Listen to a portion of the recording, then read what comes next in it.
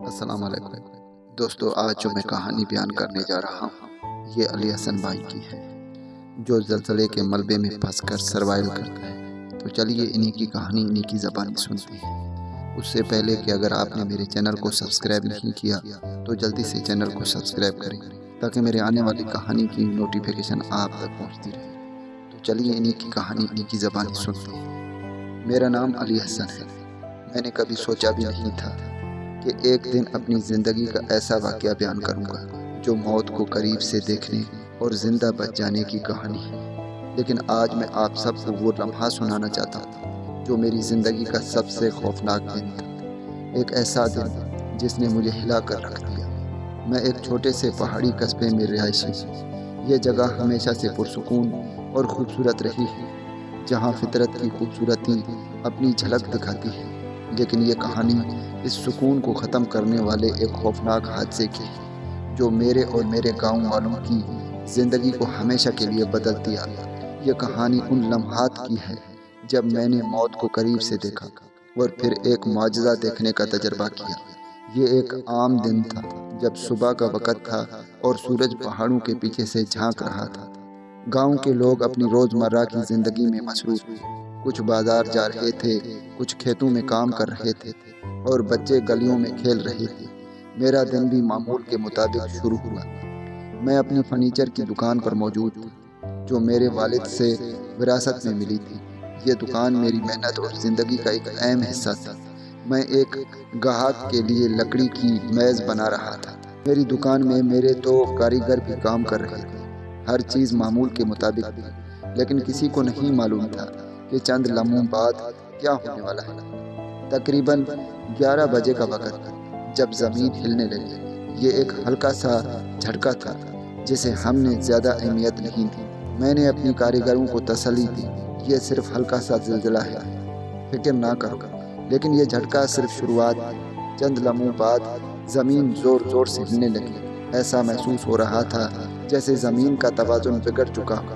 دیواریں لرزنے لگیں، چھت کے پنکھے گرنے لگے اور سامان بکھرنے لگا۔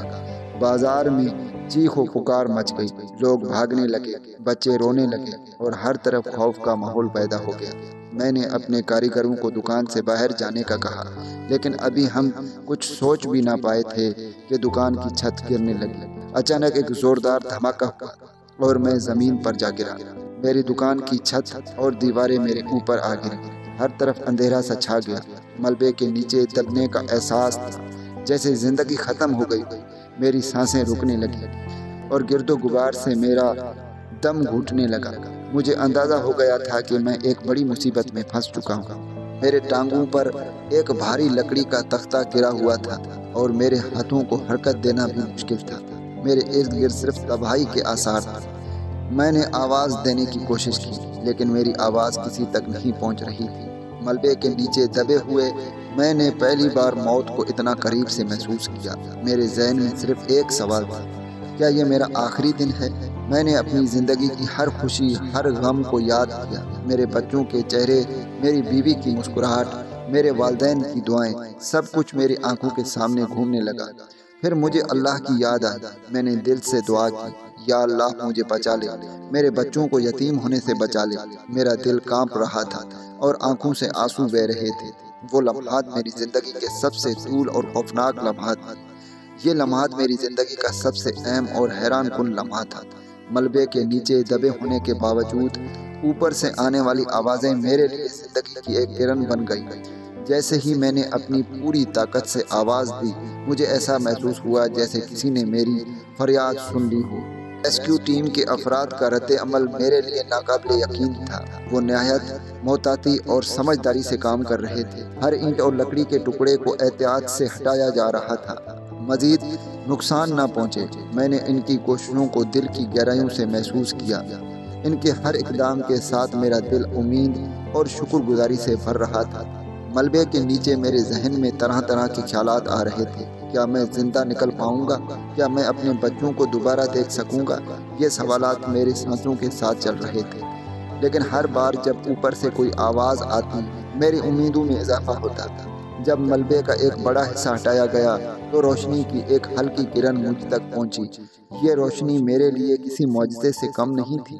میں نے اپنی ٹوٹی ہوئی ٹانگوں اور زخمی بازوؤں کی پرواہ کیے بغیر پوری طاقت سے آواز دی، میں یہاں ہوں۔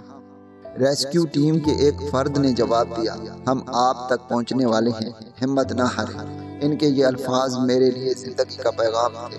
میں نے اپنی باقی بچی ہوئی طاقت سے دعا کی اور اللہ کا شکر ادا کیا کہ میری آواز سنی جا رہی ہے۔ جب آخر کار ریسکیو ٹیم نے مجھے ملبے سے نکالا تو میں نے اپنے ارد گرد کے مناظر کو دیکھ کر دنگ رہ گیا۔ ہر طرف تباہی کا عالم تھا، لیکن ان لوگوں کی قربانی اور محنت نے مجھے زندگی کا نیا سبق دیا۔ یہ لمحہ میری زندگی کا سب سے یادگار لمحہ تھا۔ میں نے طے کیا کہ میں اس واقعے کو کبھی نہیں بھولوں گا۔ ملبے سے نکلنے کے بعد میرے جسم میں شدید درد تھا، لیکن زندہ ہونے کا احساس ان تمام تکلیفوں پر غالب تھا۔ ریسکیو ٹیم کے افراد نے مجھے سہارا دے کر قریبی ایمبولینس تک پہنچایا۔ وہاں موجود ڈاکٹروں نے میرے زخموں کا فوری علاج شروع کیا۔ ان کی محبت بھری نظروں اور مہربان رویے نے مجھے سکون دیا۔ مجھے قریبی شہر کے ہسپتال منتقل کیا گیا، جہاں میری حالت کو سنبھالنے میں کئی دن لگے۔ ان دنوں میں میں نے اللہ کا شکر ادا کیا کہ اس نے مجھے نئی زندگی عطا کی۔ ہسپتال میں میں نے ایسے لوگوں کو دیکھا جو مجھ سے بھی زیادہ زخمی تھے۔ ان کے حوصلے اور دعائیں مجھے جینے کا نیا حوصلہ دے رہی تھیں۔ میرے خاندان والے میری حالت دیکھ کر بے حد پریشان تھے، لیکن میرے زندہ ہونے کی خبر ان کے لیے کسی معجزے سے کم نہیں تھی۔ میری بیوی نے میرے پیشانی پر بوسہ دیتے ہوئے کہا، ہم نے آپ کو پانے کی امید تقریباً چھوڑ دی تھی، لیکن اللہ نے ہمیں سنا۔ میرے بچے میرے ٹانگوں سے لپٹ کر رونے لگے۔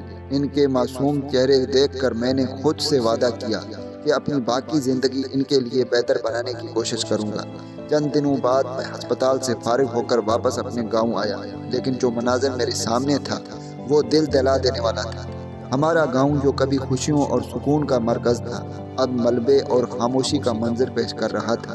لوگوں کے گھروں کے بجائے مٹی اور اینٹوں کے ڈھیر دکھائی دے رہے تھے۔ کئی لوگ اپنوں کو کھو چکے تھے اور کئی خاندان بے گھر ہو چکے تھے۔ میرے دل میں ان کے لیے کچھ کرنے کا جذبہ جاگا۔ میں نے اپنے دوستوں کے ساتھ مل کر ایک منصوبہ بنایا کہ گاؤں کو دوبارہ بسایا جائے۔ ہم نے حکومت اور غیر سرکاری تنظیموں سے مدد مانگی اور خود بھی محنت کرنا شروع کی۔ ہماری اجتماعی کوششوں نے گاؤں کو ایک بار پھر زندگی کی طرف لے جانے میں مدد دی۔ اس حادثے نے مجھے یہ سکھایا کہ زندگی کتنی نازک ہے اور اللہ کی نعمتوں کی قدر کتنی ضروری ہے۔ میں نے فیصلہ کیا کہ اپنی زندگی دوسروں کی خدمت کے لیے وقف کروں گا۔